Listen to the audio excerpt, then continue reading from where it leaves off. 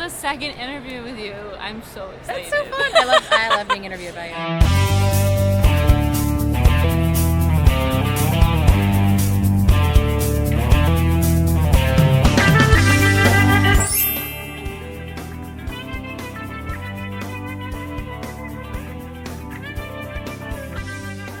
It's the 10th year anniversary for City of Bones. I just wanted to ask if you had a piece of advice that you wish you would have known 10 years ago when you first published City of Bones. Be careful who you sell your movie rights to. Burn. I think I actually would have told myself to be more careful with my rights. I didn't think about things like foreign rights, auxiliary rights, movie rights, TV rights, any of that stuff. And so, however I would feel about adaptations of my work, I definitely created a situation where I was not going to be involved. And I think I would have gone back and told myself, you'll want to be involved. Yeah. You'll want, I just thought this will never, ever, ever happen. I've always wondered about City of Glass. You have a blurb from Stephanie Meyer on there? And I actually found your books because it was on her blog. And I was wondering, do you guys know each other? Where did that come? It's a really funny story. I didn't know her at all, and she was the most famous writer in the world at that point. I was in her hometown, which is in Phoenix, in Arizona, at a bookstore called Changing Hands. And I finished my signing there, and the bookstore owner said, somebody called you on the phone. And I was like, oh, on the store phone? And they were like, yeah, the store phone. They were kind of smirking, they could have known what, but I didn't. And they were like, yeah, and I thought, oh my God, maybe something happened, maybe it's my family. And I was like, oh, okay, I'll take it. And I picked it up, and she was like, hi, this is Stephanie Meyer. And I was like, oh my God. I took it out in the parking lot.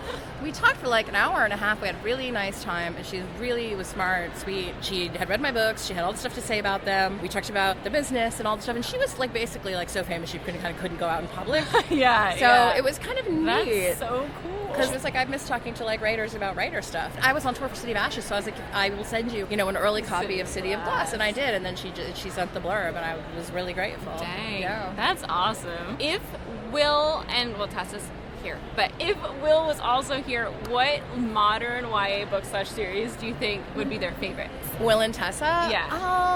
They really love these big, operatic kind of stories with lots of, drama and love. So I think there'd be a lot of YA stories out there for them. But I feel like they would, go see Fault in Our Stars and cry. I think they'd be big on the contemporary, love stories with tragic endings. The minds of their own.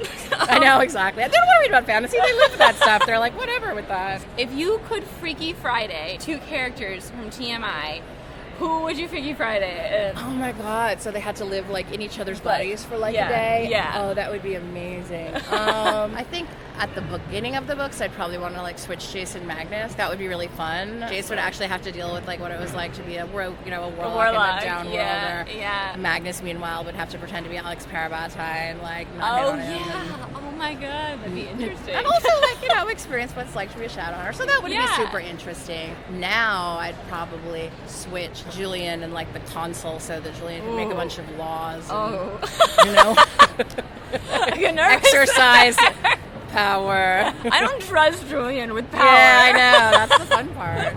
So what is the ghost lore of the Shadowhunter world? Can they move on? Is it they're ghosts forever? It's complicated. Lots of people don't come back as ghosts. We don't know why. Yeah. The Shadowhunters don't have a real idea of what happens to you after you're dead. And ghosts don't know either because they have not really properly been dead.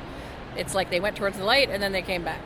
So if you've actually ever passed over into the light, we don't see you again. Most ghosts have some kind of unfinished business, something that ties them to our world. There's that ghost that Will meets in the beginning of Clockwork Princess. She's looking for her wedding ring. Until she finds it, she can't pass on. It can be that. Jessamyn's protecting the Institute until she feels like she's accomplished that. She can't pass on. It's kind of like Casper. Hey, the friendly ghost? Yeah, right? Isn't it like that? You can move on? I don't know. Most Shadowhunters can see ghosts if the ghosts want to be seen. If the ghosts don't want to be seen, it takes a little extra power. So the Herondales have that. They can see ghosts whether the ghosts are showing themselves or not. Okay. And little kids can see ghosts. Okay. And they have kind of a radius. They can't walk outside it. Kind of, yeah. They have to kind of stick around the area of whatever it was that happened to them. Jessamyn can't really go past the Institute. Old Molly can't really go past that graveyard. Okay. Interesting. In one of your little panels, you talked about how you wrote to The Walking Dead. You could write with the TV on, which is amazing. And I was wondering what you're writing to nowadays. Oh, it's really embarrassing. It's Untold Stories of the ER. Oh my god. So Untold Stories of the ER is like a dramatized documentary of like the weirdest cases that come into an ER. So like guy who swallowed a cactus, you know. Exactly. I love them, and I'm always like, Josh, this one is amazing. This guy has a pipe through his head. Oh my god. Right through his head. But I can like kind of work and look up every once in a while and be like, pipe still in the head? Yep, still in the head. If the Shadowhunter leads were bitten by like Edward Cullen and became one of those vampires, what do you think their abilities would be? Or if they could have none. Oh, that would be fun. Clary's very brave and often really reckless, so possibly she would be able to control fear, you know, her own like level of fear. And Jace is already really good at like basically fighting and all things related to that. I think it would be more interesting for him to have some kind of like thing that would actually jack up his ability to like connect with people emotionally, feel what they're feeling, because I think that's where he sometimes falls short. Simon would have something to do with music. I think he would be able to like create music that would like change people the way, you know, like either put people to sleep, change the way that they think. Kind of like Apollo in Rick's Apollo series. Exactly. So like a magical power that involved music would be cool. I've always thought of Alex's talent as being true aim, like not just with bow and arrow, but also like he's really good at getting to the like heart of a situation and identifying it. So I think it would be charisma. I think which is usually defined in like a magic system as like ability to convince other people of things. Okay, it's so kind of like compulsion. Like compulsion a little, like even like in Vampire Diaries, Yeah. really like compulsion. Yeah, Very cool. I think so. So if the Shadowhunters were forced to put on a production of Hamilton, oh my god, they'd be so terrible. Who do you think would act in it and who would like direct? Oh my god. I think that Jace would want to be Hamilton because Hamilton is the main character, and therefore he would want to be Hamilton. And I think nobody would want to be Aaron Burr, even though Aaron Burr has the best musical numbers. Yeah, I feel like Magnus could do it. I think Magnus would have to be Aaron Burr because he could probably nail the actual like singing, which is really complicated. I think Alec would make a pretty good George Washington. Really heartrending, teach them how to say goodbye. Kind of business. I think we'd have an issue with the Schuyler sisters. Clary, is she like Angelica or is she Eliza? I feel she's like an Angelica in my head, but I don't know. Oh, I love Angelica. Angelica's great. Because she's like so stubborn. But I mean, Isabel's, like Eliza forgives Alexander, and I'm like, Izzy would never forgive him. It would be a totally different play. It would like be right up until then, and then it would be like, forgiveness, and then she'd start chasing him around, just hitting him. I think Isabel could be Lafayette. She'd be a really good Lafayette. Yeah. Which is gender bending. Lafayette. I thought like Emma would also want to be Hamilton, so like they'd have to duel that out. That's probably true. They would have to fight for that one. Would Julian act, do you think? I think Julian would so not want to be in this play. He would like be the last of Julian is behind the. He's like, I'm behind the scenes. I do things from behind the scenes. Just like I'm not. I'm like, He like, wants to control things from behind the curtain. Clary, these prophetic dreams, like, where are they coming from? Why does she have them? Is it like Ithuriel sending her messages because they're friends now, or is it like she has an ability, or like, is it part of her angel blood? It's actually part of something that's happening sort of overall to the magical world. That's why Magnus is having them too. Oh my god, this is connected? They're connected. I was wondering about that. And so they are seeing things that do happen. Clary sees herself dead. The question is that thing that can be averted? Is that a definitive future that we're going towards, or is there something that can be changed so that future doesn't happen? How old is Jamie? Jaime? He is like 16 and a half. Okay. So he's not that much older than Drew. He's not that much older than Drew. So there could be like a thing. There could definitely be a thing. Not yet. She's too young now.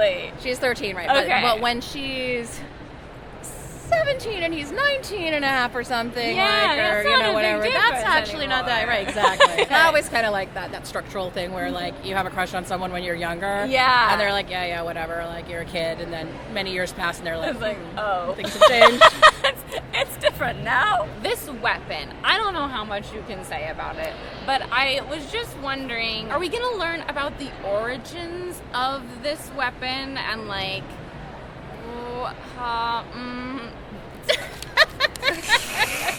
is the next book, is this going to come into play a lot, or is it's not like the next series, like this is a thing that's really important now. It's important, and it carries on into Wicked Powers, but we'll identify the weapon in the next book, definitely. Okay. And like play with it? I mean, it may not be an it. Oh. It may not be. It may be a. Is it a prison? It may be a person. Is it a prison? It may be a person. So does the council appoint the new inquisitor? Actually, the council appoints the inquisitor. The council doesn't really have the power to just appoint someone. Okay. The whole council has to pretty much vote. Okay, so it's kind of scary. I mean, Gia, it's an interesting thing because some of the things that handicap Gia, even if she's a good person, is the fact that it's actually kind of a democracy. Yeah. They do have to vote. Because she's a good person, she'd probably make a good choice for the next Inquisitor, but that doesn't Yeah. mean that the whole council is going to make a good choice for the next Inquisitor. Yeah, I feel like they're not going They're to. not. Great. I think we know, Great. they're not going to make a good choice. They're going to make a shit choice. This is coming. And I wanted to just ask you what you're currently working on. How's it going? What parts are you at here? Oh my god, I'm working on like 4 things a at once. million It's things. like, I'm working on Chain of Gold, Yes. which is the first of the Last Tower series. Then I've also been working a little on Queen of Air and Darkness just because I still was in that sort of Lord of Shadows headspace and I wanted to get some stuff down Yeah. before I left it completely. And then I'm also working on a secret project, which is a fantasy series that actually doesn't have to do with Shadowhunters at all. Oh my gosh. This summer I'm going away with Holly for a month. I kidnapped her. I'm taking her to Italy. Oh my god. She's complaining about it, but we're gonna be She's gone. complaining I about know, right? I'm like, most people would be happy, and she's like, no, it's so far. I'm like, but we're going to Italy for a month to finish Magisterium. It's gonna be the last book. Oh yay. It's called The Enemy of Death. It's the last of the series, and then we will be done. So we're excited to Awesome. do that. Cool. So Chain of Gold, like, are you almost done? Are you still like About halfway through. okay, first draft or like a million First draft. Okay. First draft. Still drafting. Okay. Yeah. Wow. But because my schedule's been so crazy. Yeah. I mean, I finished Lord of Shadows like February after Oh my God. of all the drafts and all the like fiddling and all the like proofs and everything. And so I'd already started working on Chain of Gold and I was going back and forth. So The arc even is like kind of different from like the real yeah, book. that we were working on it till so late. It was just on such a crashed schedule that the arc actually has some differences. Yeah, like pieces are cut out. I'm like, oh, I got the extended edition. You did get the extended edition, and there's a couple of things that are different. I think there's like the thing that it says on the clock in the council hall is different. Oh, really? So I gotta reread that. I could like send you a list of the changes. That's important. There's a hint from Last Hours, and then I switched it around. Oh actually. man, wait. So it's gone? The initials are changed. Oh, the ones that are carved in. Yeah. What? Yeah. Now they say something else. Crap. I know, right? Oh, thank you so much for answering all my Of questions. course. Wait, can I ask you something? Yeah. Your eyeliner is always perfect. Oh How my do you god, get it thanks. like that? I just like Damn it! go for it. I have no makeup technique. No, you have perfect eyeliner game. Oh, thank I'm always you. like, there goes Christine It's- looking like Taylor Swift with her winged out eyeliner. God damn It's it. just like the felt tipped. Do you use a Okay, you felt just felt tip? Yeah. what Okay, do you no, use? I like the brush, like pen. Kind Oh, of thing, that's like, so hard. Yeah, it's Okay, really hard. Try the felt Okay, tip. I'll try the pen. It's definitely easier. All right. If my eyeliner game gets better, it's because of Christine. I'm Christine. I'm Cassie. Thank you so much for watching. I make videos every Tuesday. I'll see you next time. Goodbye.